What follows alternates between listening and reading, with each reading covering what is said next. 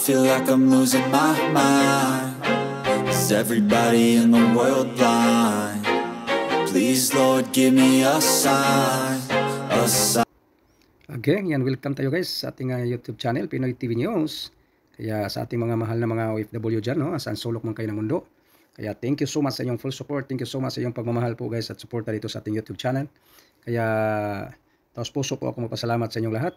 Sa inyong walang sawang suporta po dito guys sa ating YouTube channel. Kaya ating pag-uusapan natin ngayon guys, no. Yan itong mga kaganapan.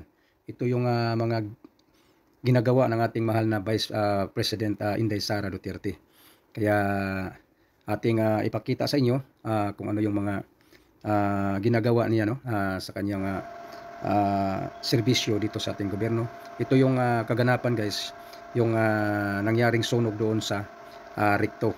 Kaya ito yung pamigay ng mga relief goods, no, yung sa ating Office of the Vice President Disaster Unit, OVP. Kaya panoorin niyo guys ang video ito. Ito po yung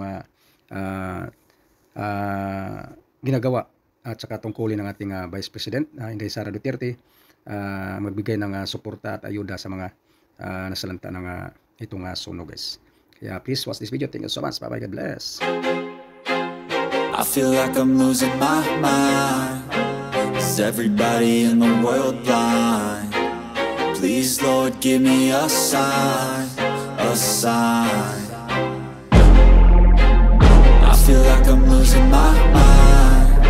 Is everybody in the world blind?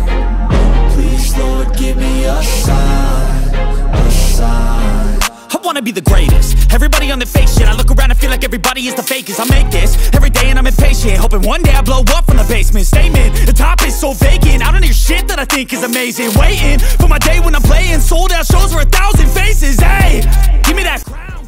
Guys, yun nakita nyo guys, no, yun ang suporta ng ating mahal na Vice Presidente Inday Sara Duterte. Kaya sa lahat po yung nanonood at supporters natin dyan, no, please don't forget, no, yan, like naman guys, subscribe naman tayo dyan sa ating YouTube channel, no, para update po guys sa ating mga upload na mga new upload video guys. Kaya again and thank you so much po sa inyong lahat, sa inyong walang sawang suporta at keep supportan niyo guys sa ating channel. Pinoy TV News is out. Bye bye.